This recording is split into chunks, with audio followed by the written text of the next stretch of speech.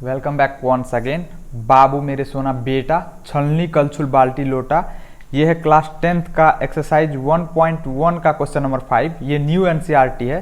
पुराने वाले एनसीईआरटी में जो एक्सरसाइज 1.1 था वो रिमूव कर दिया गया है, मतलब यूक्लिड विभाजन पे क्वेश्चन नहीं है इसमें। ये न्यू एनसीईआरटी है और आप लोगों का सिलेबस नया चेंज हो गया है। तो आइए क्वेश्चन पढ़ते हैं, देखते हैं क्या दिया हुआ है और क्या हमें निकालना है। जांच कीजिए कि क्या किसी प्राकृत संख्या n के लिए संख्या 6 पे पावर n अंक 0 पर समाप्त हो सकती है। इंग्लिश में, चेक वेदर 6 पे power n can and with the digit 0 for any natural number n। Natural number किसको कहते हैं? गिनती की संख्या को नेचुरल नंबर कहते हैं। n नेचुरल नंबर को रिप्रेजेंट कर रहा है यहाँ पे। तो गिनती की संख्या कहाँ से स्टार्ट होता है? 1 से 1 2 3 4 कहाँ तक जाता है? अनंत तक। तो कह रहा है कि n के किसी वैल्यू के लिए 6 पे पावर n का मान 0 पर इंड हो सकता है, मतलब 6 पे पावर n का वैल्यू जो निकालेंगे तो उसके इकाई स्थान पे 0 हो सकता है। तो आइए सॉल्यूशन करते हैं इसका। अगर किसी संख्या के इकाई स्थान पे 0 है तो इसका मतलब है कि अगर हम उस संख्या का अभाज्य गुणनखंड करेंगे तो उसमें 1 2 और 1 5 कम से कम आना ही चाहिए, तभी उस संख्या के इकाई अंक पे 0 होगा। तो यहाँ 6 पे पावर n जो है, तो 6 पे पावर n में 6 का आप अभाज्य गुणनखंड करके देखिए। तो 6 का अभाज्य गुणनखंड करेंगे तो क्या हो जाएगा? 2 से लगेगा, अभाज्य संख्या से ही लगाएंगे। अभाज्य संख्या किसको कहते हैं? वह संख्या जो 1 से डिविजिबल हो और अपने आप से डिविजिबल हो और किसी और से डिविजिबल नहीं हो।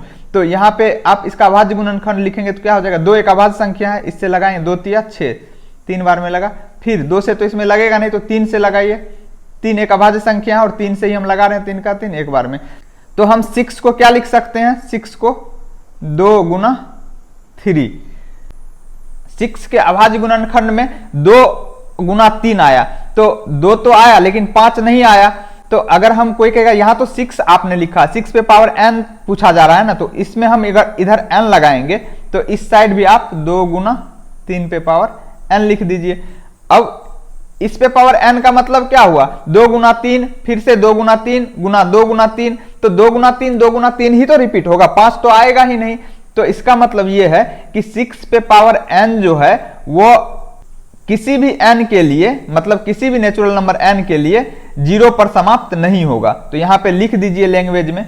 समझ में आ गया ना एक्सप्लेनेशन? यहाँ पे अब लैंग्वेज में लिख दीजिए यहाँ पे।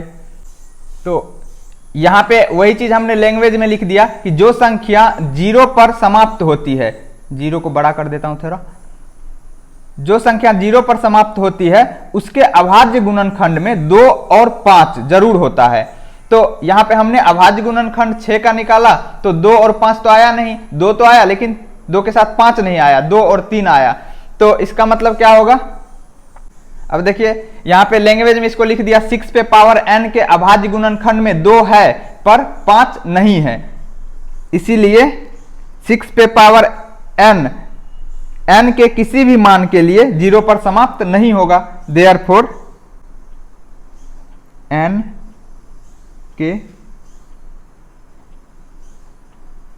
किसी भी मान के लिए 6 पे पावर n 0 पर समाप्त नहीं होगा। यही आपका आंसर हो जाएगा। तो उम्मीद करता हूं आपको सॉल्यूशन समझ में आया होगा। अगर आप चैनल पे नए हैं तो चैनल को सब्सक्राइब करके बेल आइकन को दबा दीजिए ताकि नए वीडियो का नोटिफिकेशन आपके मोबाइल तक पहुंच पाए। और आप लोग आईआईटी और मेडिकल का उम्मीद करता हूं प्री प्लानिंग अच्छे से कर रहे होंगे क्लास 8 9 10 से ही, ताकि आप टॉप 100 टॉप 10 में अपनी रैंक बना पाए। अगर आप चैनल पे नए हैं तो चैनल को सब्सक्राइब करके बेल आइकन को दबा दीजिए। हम इसी तरह का वीडियो बोर्ड के साथ साथ में आप लोगों का प्री प्लानिंग कैसे हो आईआईटी मेडिकल के लिए, उस पर भी हम वीडियो बनाएंगे और बहुत जल्दी कोर्स भी लॉन्च करेंगे जो फ्री ऑफ कॉस्ट होगा आप लोगों के लिए।